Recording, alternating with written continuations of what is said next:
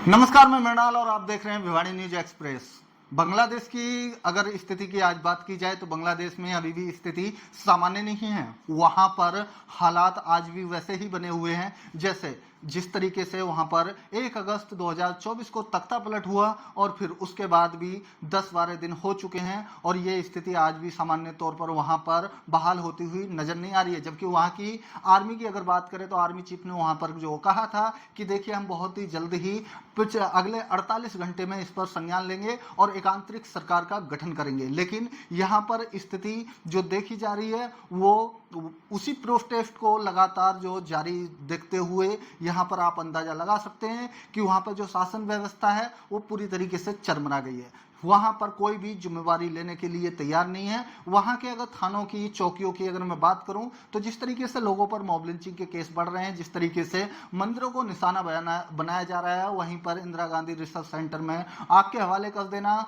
सरकारी संपत्ति को नुकसान पहुंचाना, ये बहुत ही जो असामान्य स्थिति है। इस पर बाहरी जो प्रतिक्रिया है, जो रिस्पॉन्सिबल लोगों की प्रतिक्रिया है, उस पर साफ तौर पर सभी बचते हुए नजर आ रहे हैं। यहाँ पर मैं बात करूंगा शेख हसीना की। शेख हसीना ने एक बयान जारी किया है। उन्होंने अपने बयान में कहा है कि ये जो अमेरिका है, अमेरिका के चलते ये वहां पर जो स्थिति आज देखी जा रही है, अगर अमेरिका चाहता तो फिर ये वहां पर हालात सामान्य हो सकते थे, क्योंकि जिस तरीके से छात्रों का जो प्रोटेस्ट था और उसमें गैर जो असंवैधानिक ताकतें थी जो कि सांप्रदायिक से जुड़े हुए लोगों ने उसको कैप्चर करने का काम किया और इसी कैप्चर के चलते वहां की स्थिति चरमरा गई और फिर अमेरिका का इसमें सबसे बड़ा हस्तक्षेप रहा। उन्होंने डायरेक्ट अमेरिका को जो टारगेट किया है, उन्होंने सीधे तौर पर कहा है कि अमेरिका ने इसमें दखल दी।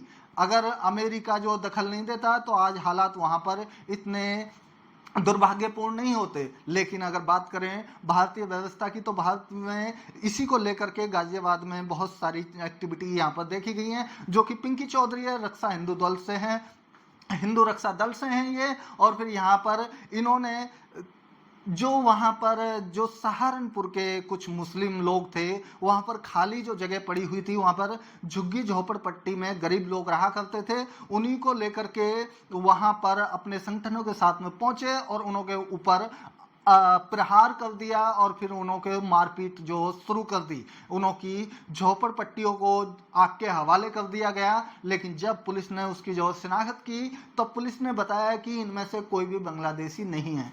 पिंकी चौधरी का साफ तौर पर कहना था कि जिस तरीके से हमारे जो बांग्लादेश में जो हिंदू भाई हैं उनके ऊपर जो अत्याचार हो रहा है, इसी के चलते भारत में जो बांग्लादेशी आकर के जो शरण लिए हुए हैं उनको भी इस स्थिति का सामना करना पड़ेगा, उनको भी देश छोड़ना पड़ेगा। या अपने जो कानून हाथ में लिया और लेने के बाद में जिस तरीके से उन्होंने ऊपर अपने जो सहयोगी के साथ में मिलकर के उन्होंने कार्रवाई बहुत ही दुर्भाग्यपूर्ण रही और उस पर पुलिस ने संज्ञान लिया। पिंकी चौधरी की तुरंत गिरफ्तारी हुई और उन्हें सलाखों के पीछे डालने का काम किया। करूं यहाँ पर जो स्थिति है वो बांग्लादेश को लेकर के हालात भारत के अंदर सामान्य नहीं है। बॉर्डरों की बात करूं तो यहाँ पर बॉर्डरों पर फोर्स तैनाती बढ़ा दी गई है और फिर वहां पर जो शरणार्थी हैं, जो अल्पसंख्यक हैं, वो भारत में शरण लेना चाहते हैं। वो सीधे साफ तौर पर कह रहे हैं कि देखिए हमारे को आप बॉर्डर खोल दीजिए, हमारे को अंदर आने दीजिए, क्योंकि हमारा शोषण हो रहा है, अत्याचार हो रहा है, हमारी खबरें नहीं लिखी जा रही हैं,